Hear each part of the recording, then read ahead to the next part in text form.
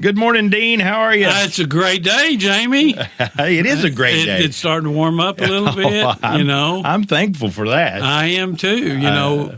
Fall weather came with winter weather here this week, so did. But winter can go on back and hibernate. At least for another month, right? Yeah. But hey, there's always great things going because it's Friday football, right? It is. And we've got a very special guest today, don't we, Dean? We do. Last week we celebrated homecoming. Yeah. And, had great, got to crown the queens and all that, had the parade. But, we actually have a homecoming today, and we've got Bobcat royalty with us. We do, don't we? Right here. Yeah. Introducing Tommy Ginn, 1976 graduate from Berryville High School.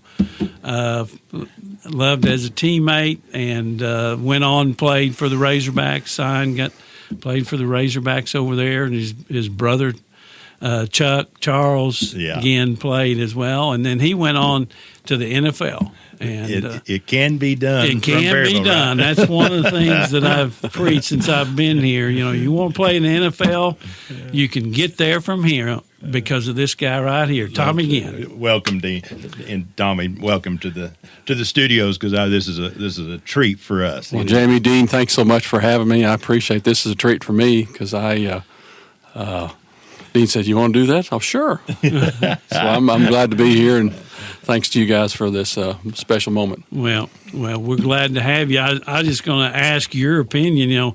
It's been National Chamber Week all week, Tommy, and you would think that somebody you work with would invite you out to lunch and pay your way and for free, for the chamber director, chamber guy. But Hussey hadn't done that. So, wouldn't you think that would be the thing to do? That's the expectations. When you're talking chambers of commerce, they got the weather today, too. How about a donut and some coffee?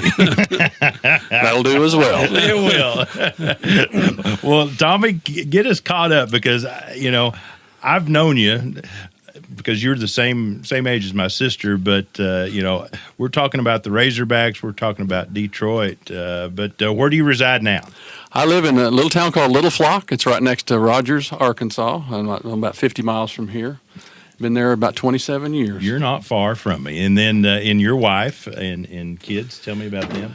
Well, my wife's Charlotte, and Charlotte and I just celebrated our 42nd anniversary this year. Oh, my goodness. Now, the Carmichaels. Charlotte Carmichael, So a legendary name you hear again. They had a great family, and I knew all the Carmichaels you married into a great family, didn't you? Well, I did marry him when I was the favorite son-in-law because I was the only son-in-law. Okay, there you go. The rest of us 3 boys. That's it, right? Great family, and I've been swelled to be a part of that family all these many years. Yeah, absolutely. Well, and kids, tell me about your kids. Got my kids. I got Courtney and her husband. Courtney Giggleman is her last name, and Stephen. Stephen, they live in the Rogers area, and my son Ethan. He's over there as well, and we've grown up. They've mostly grown up in the Rogers area, and just love it, and starting great lives over there, and just thrilled to be a part of back in Arkansas. Actually, well, that's awesome. So I know Dean's he can remember everything, so I'll let him go. But I can tell you, I can still see you in the purple jerseys and the white pants, and. We never even thought about you going to the Razorbacks or Detroit. I thought you were a hero just for being a Bobcat, right? Well, all the previous Bobcats, all those guys that were ahead of us, those are my heroes. They still are because we stand on their shoulders because they built the foundation, and so that's just the wonderful part of the tradition of Bobcat sports. Really love it.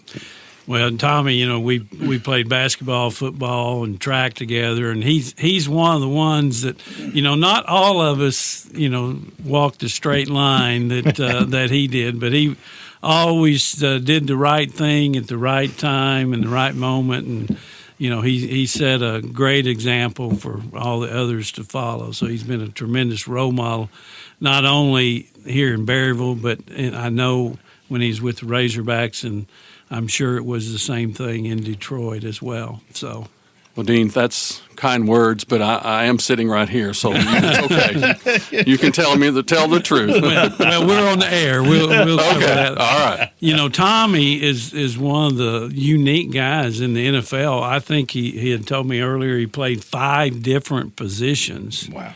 And not just center, huh? Right. Okay. Yeah, and I think how many positions did you play in one game? You know, somebody would get hurt, and your true position, I guess, was a guard. Guard, yeah. And then, you know, when the center went down, they moved you over to guard, and you know, if they had a backup that could play left guard, then he moved to right guard. So he knew all the positions up there. And that being a utility person, or some people, like in basketball, it's a 6th man. But in football, back then, the NFL only had 45 players on the roster. So you had play a lot more extra positions, and that gave you an opportunity to be a long-term player in the NFL. And so I played mostly guard, backed up. But a couple of times, I think my rookie year, I started to say freshman year, but rookie year when you're in the NFL, I started 5 ball games, and when even in Arkansas, I only started 3 my whole 4 years. So it's kind of interesting how that worked. Wow. But I played both guards, sometimes played tackle. I did on some goal line plays. I played some tight end and some other receiver type positions. So it was kind of fascinating to do that. But when you're a student of the game, you know, and coaches always taught you to be aware of what's going on around you. So you make it simple and just learn what's going on and what everybody's next to you doing, so you know. And then if you have to do it, you just go over and do it. Well, you know, this we've talked about this, Dean, before. The Historical Society, or the Historical Society Museum, is got this going on still, right? they do. Got it the rest of the month. Tommy went up and did a tour of that. You want to give us your impressions of the display that Dale Ross put together? Well, I'm really indebted to someone like Dale Ross, who took an interest in this. I know he's a part of the Historical Society, but something of a nature of sports. And, you know, sports gets good, bad, or otherwise these days. Yeah. But in our case, it was wonderful to see how they did this for Carroll County and all the different athletes from many years, many different sports, some that you might not even consider sports, which is a true sport. Fantastic. It's really neat to go up there. I was just drooling over some of the folks that I knew, you know, like Coach Clark and Coach Edens and some of the other players, and the coaches especially meant a lot to me. And so fantastic, and he did such a great job.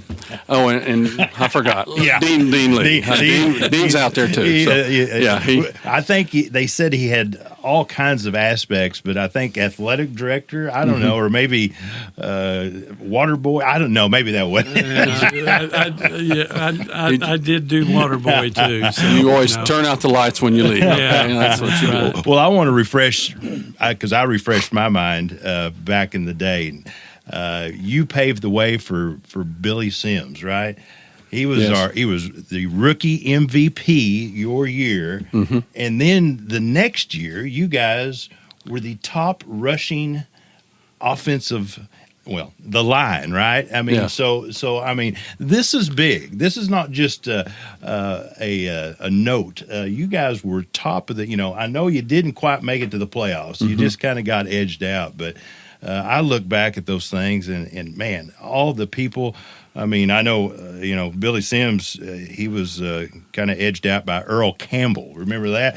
Nobody's ever going to get that again, right? No slouch himself. Huh? But anyway, Dean, I'm just kind of dazzling you with all this information. But I got it on my notes, right? Yeah, so you bet. no, but it is just it's really outstanding that you've come from Berryville. You made it your way, and hey, Thanksgiving's coming up. If you don't remember the Detroit Lions on Thanksgiving Day, did you ever have a turkey leg? We did. I got to meet Merlin Olsen and Dick Enberg at the time did the game, and we got a turkey leg. So we really did the day before. That is so cool, Dean. Well, I mean, we're delighted to have you here. Just some of the things we've got going this weekend, Tommy, is the Rotary is sponsoring the Princess Ball. Oh. So it's for girls of all ages, and it's kind of a daddy-daughter dance type thing that is pretty spectacular. but have limited tickets. So if you're out there, you better go to one of the banks and see what they've got left. So it's they're going fast and they may be out. So yeah, but you got time to go tomorrow. Tomorrow is the day. So go get